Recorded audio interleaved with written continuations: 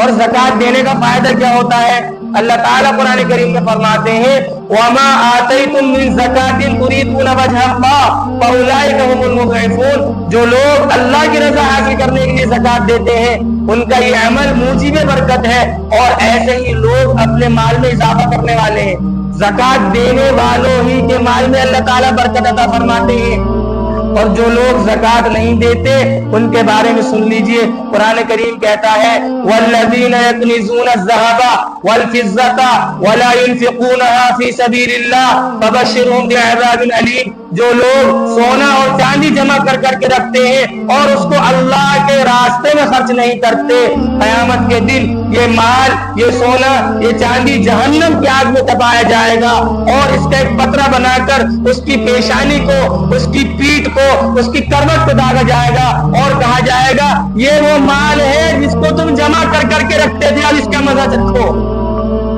حضرت عبداللہ بن مسعود رضی اللہ عنہ کی روایت میں ہے اللہ کے نبی نے فرمایا کہ وہ مال جو آدمی جمع کر کے رکھتا ہے، قیامت کے دن یہ مال ایک گنجے سانپ کی شکل میں آئے گا جو بڑا ڈراونا ہوگا، اور اس کی 2 آنکھیں بھی ہوں گی، اور وہ یہ مال، یہ سانپ اس کے جمع کرنے والے کو اس کے جبڑوں سے پکڑے گا اور کہے گا میں ہی تیرا مال ہوں جس سے تو محبت کرتا تھا، لے اب اس کا مزہ چکھ لے، تو مجھے بہت جمع کر کے رکھتا تھا، اب مزہ چکھ۔ اللهم صل على سيدنا محمد وعلى آل سيدنا محمد وبارك وسلم۔ رب اشرح لي صدري ويسر لي أمري واحلل عقدة من لساني يفقهوا قولي۔ برادران عزیز، بزرگان محترم، رمضان المبارک کے مہینے میں عام طور سے لوگ زکوٰۃ ادا کرتے ہیں، اپنے مال کی زکوٰۃ نکالتے ہیں۔ اسی لیے میں نے مناسب یہ سمجھا کہ زکوٰۃ سے متعلق چند باتیں اور چند مسائل آپ کے سامنے ذکر کر دیے جائیں۔ پہلی بات تو یہ سمجھ لینی چاہیے کہ قرآن کریم کی تعلیمات اور جناب رسول اللہ صلی اللہ علیہ وسلم کی احادیث مبارکہ کی روشنی میں یہ بات کھل کر سامنے آ جاتی ہے کہ انسان کے پاس جو دولت ہے، جو مال ہے، جو عزت ہے، وہ سب کی سب اللہ کا دیا ہوا ہے۔ انسان خود اصل مالک نہیں ہے، اصل مالک جو ہے وہ اللہ تعالی ہے، کیونکہ اور نہ ہی انسان مال و دولت کو خود ذاتی طور پر جمع کرنے کا اختیار رکھتا ہے۔ اللہ تعالیٰ جسے چاہیں مال و دولت عطا فرما دیتے ہیں، جسے چاہیں امیر بنا دیتے ہیں، جسے چاہیں غریب کر دیتے ہیں۔ کوئی اپنی مرضی سے مالدار نہیں ہو سکتا، کوئی اپنی مرضی سے غریب نہیں ہو سکتا۔ اللہ تعالیٰ قرآن کریم میں فرماتے ہیں اللہ یبسط الرزق لمن یشاء ویقدر۔ اللہ تعالیٰ جس کا رزق چاہتے ہیں بڑھا دیتے ہیں، کشادہ کر دیتے ہیں، اور جس کا رزق چاہتے ہیں تنگ کر دیتے ہیں، کم کر دیتے ہیں۔ تو مالدار ہونا اور غریب ہونا یہ سب اللہ کے قبضہ قدرت میں ہے، اللہ کے ہاتھ میں ہے۔ اور جو لوگ مالدار ہیں، عزت و وقار والے ہیں، اللہ تعالیٰ نے ان کو دولت دی ہوئی ہے، انہیں گھمنڈ کرنے کی اور غرور کرنے کی ضرورت نہیں ہے۔ یہ سب اللہ کا دیا ہوا ہے، اللہ چاہے تو ایک جھٹکے میں ختم کر دے اور ایک ٹکڑے کا محتاج کر دے۔ اللہ تعالیٰ قرآن کریم میں فرماتے ہیں ما یفتح اللہ للناس من رحمت فلا ممسک لها وما یمسک فلا مرسل له من بعدہ وهو العزیز الحکیم، کہ جو رحمت اللہ تعالیٰ انسانوں کو عطا فرماتے ہیں اس کو کوئی بند کرنے والا نہیں، اور جس کو اللہ بند کر دے اس کو کوئی جاری کرنے والا نہیں۔ تو معلوم یہ ہوتا ہے کہ اللہ تعالیٰ جس کو دے دے اس سے چھیننے والا کوئی نہیں، اور جس سے اللہ تعالیٰ چھین لے اسے دینے والا کوئی نہیں۔ اور ہمارے یہاں جو معاشرے میں یہ بات چلتی ہے، ارے بھائی فلانے نے میرا کاروبار باندھ دیا، فلانے نے جادو اور ٹونا اور ٹوکتا کروا دیا، میرا کام نہیں چل رہا۔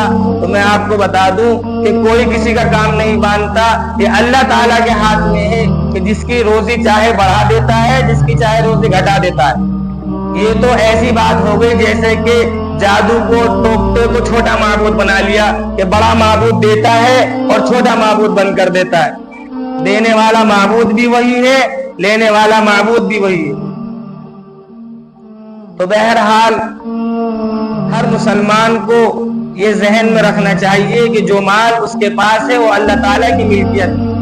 اب اللہ تعالیٰ اگر بندے کو یہ حکم دے کہ تم سارا مال اللہ کے راستے میں خرچ کر دو تو بندے کو جھجکنے نہیں چاہیے، کیونکہ اصل مالک اللہ تعالیٰ ہے۔ اب وہ جب اصل مالک حکم دے رہا ہے کہ خرچ کر دو، اب وہ مالک کی مرضی ہے، جہاں خرچ کرنے کا حکم دے، جتنا خرچ کرنے کا حکم دے تو خرچ کر دینا چاہیے۔ اور اللہ تعالیٰ کے کرم کی بات یہ ہے کہ اللہ تعالیٰ نے جہاں خرچ کرنے کا حکم دیا ہے وہاں سارا خرچ کرنے کا حکم نہیں دیا، بلکہ تھوڑا خرچ کرنے کا حکم دیا ہے۔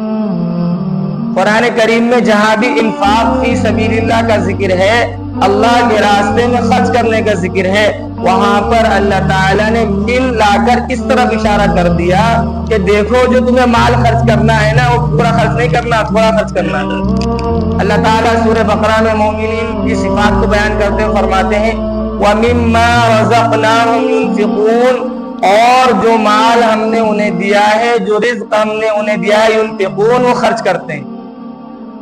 دوسری جگہ اللہ تعالیٰ فرماتے ہیں وَأَنْفِقُوا مِمَّا رَزَقَهُمُ اللَّهُ، اور خرچ کرو اس مال میں سے جو اللہ تعالیٰ نے تمہیں عطا فرمایا۔ تو ان آیات سے بات معلوم ہوتی ہے کہ یہ جو زکوٰۃ ہے یہ کوئی ٹیکس نہیں ہے، بلکہ اللہ تعالیٰ کا دیا ہوا مال تھا۔ اب اللہ تعالیٰ کہہ رہے ہیں کہ بھئی دیکھو تھوڑا سا مال تم میرے غریب بندوں کو دے دو۔ تو اب انسان اس میں جھجکے نہیں اور نہ ہی انسان یہ سوچے کہ میرا مال کم ہو جائے گا۔ اور یہ تو اللہ تبارک و تعالیٰ کا بڑا احسان ہے ہم پر کہ ہم اپنا مال زکوٰۃ کے طور پر نکالتے ہیں، اپنا مال صاف کرتے ہیں اور اپنے غریب بھائیوں کی، محتاج بھائیوں کی، ضرورت مند بھائیوں کی مدد کرتے ہیں۔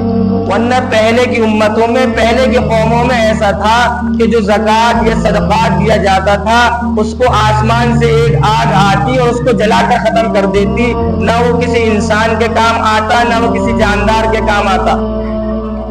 اس کا ذکر قرآن کریم نے کیا ہے جہاں پر حضرت آدم علیہ السلام کے دو بیٹوں کا ذکر ہے۔ اللہ تعالیٰ قرآن کریم میں فرماتے ہیں اذ قربا قربانا فتقبل من احدهما ولم يتقبل من الاخر، کہ جب آدم علیہ السلام کے دونوں بیٹوں نے اللہ تعالیٰ کے حضور نیاز پیش کی تو اللہ تعالیٰ نے ایک کی قربانی کو قبول فرما لیا اور دوسرے کی قربانی کو رد فرما دیا۔ مفسرین لکھتے ہیں کہ جب آدم علیہ السلام کے دونوں بیٹے حابیل اور قابیل میں اختلاف ہوا تو حضرت آدم علیہ السلام نے فرمایا کہ تم دیکھو تم دونوں اللہ کے راستے میں صدقہ دو، جس کا صدقہ قبول ہوگا یہ اس بات کی علامت ہوگی کہ وہ حق پر ہے۔ تو حابیل نے ایک بکری کا بچہ اللہ کے حضور پیش کیا، اس کو میدان میں رکھ دیا، آسمان سے ایک آگ آئی اور اس کو جلا کر خاک کر دیا۔ یہ بات اس کی علامت تھی کہ اس کی قربانی قبول ہو گئی۔ قابیل نے غلہ پیش کیا اور اس کی قربانی قبول نہیں ہوئی۔ علامہ سیوطی رحمۃ اللہ علیہ لکھتے ہیں کہ حابیل کی قربانی کو آگ نے آسمان سے آ کر جلا دیا، کھا لیا، اور قابیل کی قربانی رد کر دی، کیونکہ پہلے کی شریعت میں صدقے کا مال اور خیرات کا مال کھانا جائز نہیں تھا، اور قابیل برہم ہوا اور غصہ ہو گیا۔ تو یہ تو اللہ تعالیٰ کا ہم پر رحم ہے کہ ہمارا مال ضائع نہیں ہو رہا ہے، بلکہ ہم اپنا مال صاف کرنے کے لیے زکوٰۃ نکال رہے ہیں، اور وہ زکوٰۃ غریبوں کو، محتاجوں کو، ضرورت مندوں کے کام آ رہی ہے۔ یہ تو اللہ تعالیٰ نے اس امت پر رحم کر دیا، اور در حقیقت اپنے ضرورت مند بھائی کی حاجت روائی کرنا، اس کو دینا، در حقیقت اللہ کو دینا ہے۔ ایک صحیح حدیث میں ہے کہ اللہ کے نبی صلی اللہ علیہ وسلم نے فرمایا، اللہ تعالیٰ قیامت کے دن فرمائیں گے اے ابن آدم، میں بیمار ہوا تو نے میری عیادت نہیں کی۔ تو بندہ حیرت سے کہے گا اللہ آپ تو رب العالمین ہیں، آپ تو دو جہانوں کے رب ہیں، آپ کیسے بیمار ہو جائیں گے، آپ کیسے بیمار ہوئے اور میں آپ کی کیسے عیادت کرتا؟ تو اللہ تعالیٰ کہیں گے کیا تمہیں معلوم نہیں تھا کہ میرا فلاں بندہ بیمار تھا، اگر تم اس کی عیادت کر لیتے تو مجھے تم اس کے پاس پاتے۔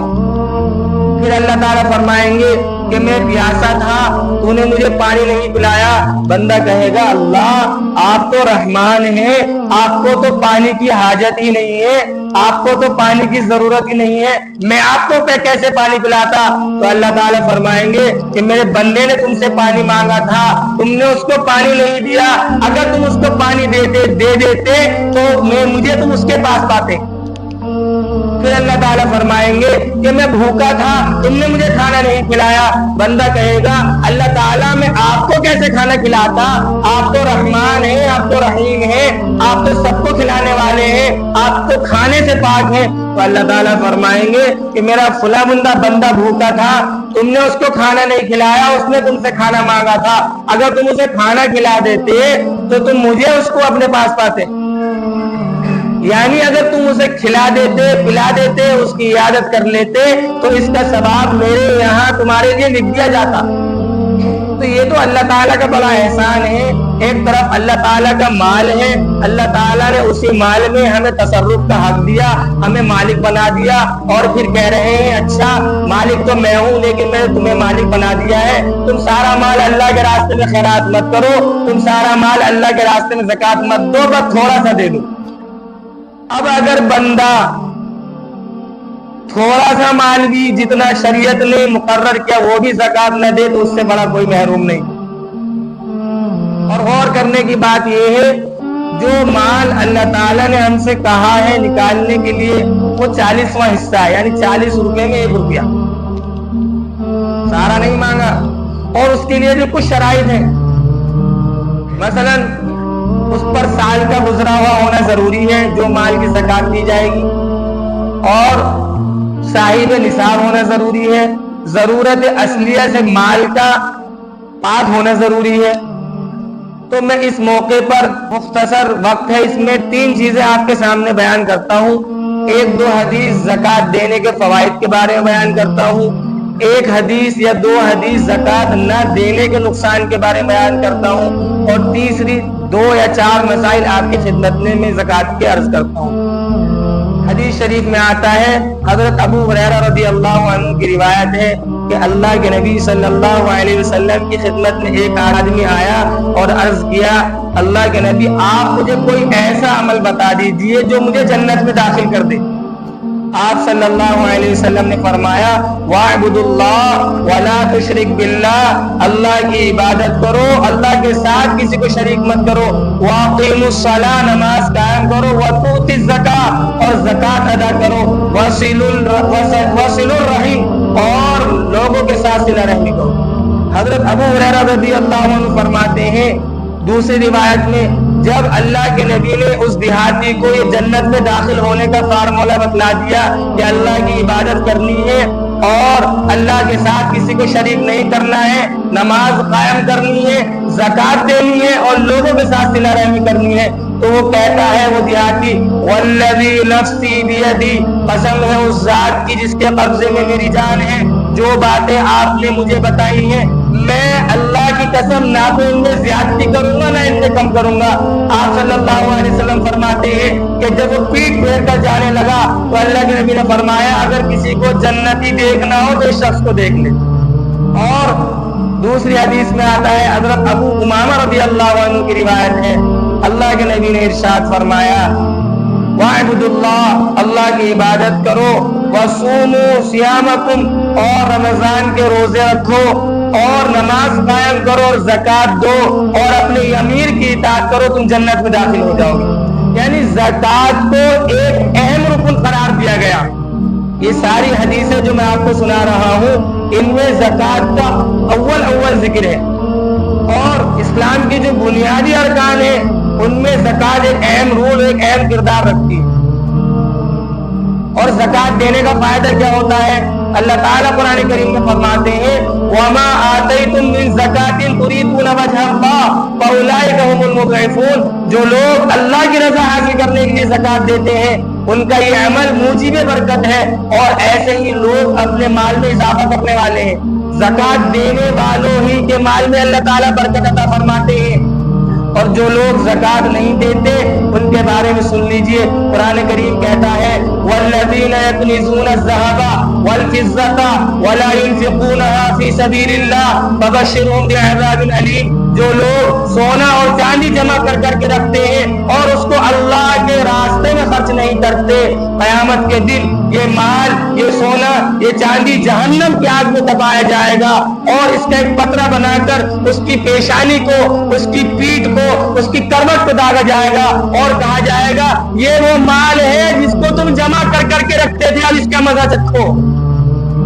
حضرت عبداللہ بن مسعود رضی اللہ عنہ کی روایت میں ہے، اللہ کے نبی نے فرمایا کہ وہ مال جو آدمی جمع کر کے رکھتا ہے، قیامت کے دن یہ مال ایک گنجے سانپ کی شکل میں آئے گا جو بڑا ڈراونا ہوگا اور اس کی 2 آنکھیں بھی ہوں گی، اور وہ یہ مال، یہ سانپ اس کے جمع کرنے والے کو اس کے جبڑوں سے پکڑے گا اور کہے گا میں ہی تیرا مال ہوں جس سے تو محبت کرتا تھا، لے اب اس کا مزہ چکھ لے، تو مجھے بہت جمع کر کے رکھتا تھا، اب مزہ چکھ۔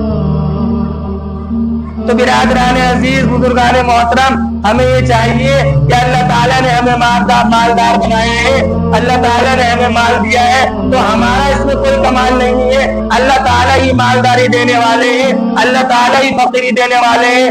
اللہ تعالیٰ چاہے تو مالدار کو روڈ پتی بنا دے، اور اگر اللہ تعالیٰ چاہے تو روڈ پتی کو ارب پتی بنا دے۔ تو جو شریعت نے ہمیں حکم دیا ہے 40واں حصہ دینے کا، زکات دینے کا، تو صاحب نصاب کے لیے ضروری ہے کہ وہ زکات نکالے، اور زکات دینے کے لیے 7 شرائط ہے۔ نمبر 1، مسلمان ہونا ضروری ہے، غیر مسلم پر زکات واجب نہیں، عقل مند ہونا ضروری ہے، پاگل پر، مجنون پر زکات واجب نہیں، بالغ ہونا ضروری ہے، نابالغ پر زکات واجب نہیں، صاحب نصاب ہونا ضروری ہے، غیر صاحب نصاب پر زکات واجب نہیں، مال کا ضرورت اصلیہ سے زائد ہونا ضروری ہے۔ اگر مال ضرورت اصلیہ سے، مثلا گھر سے، کھانے پینے سے، دکان سے مال اور گاڑی کپڑے سے زیادہ نہیں تو اس مال پر زکات واجب نہیں۔ اور یہ ساری چیزیں زکات کے واجب ہونے کی شرطیں ہیں۔ باقی جو لوگ زکات دینا چاہ رہے ہیں یا زکات دیتے ہیں وہ علماء سے مسائل کو معلوم کر لیں اور زکات ادا کریں۔ زکات کے مسائل بہت پیچیدہ ہیں، اس لیے علماء سے پوچھ کر کریں، کیونکہ وقت کی قلت ہے، سارے مسائل بیان نہیں کیے جا سکتے۔ اس لیے میں اپنی بات کو یہیں پر ختم کرتا ہوں۔ اللہ تعالی ہمیں عمل کی توفیق عطا فرما دے، آمین۔ وآخر دعوانا الحمدللہ رب العالمین۔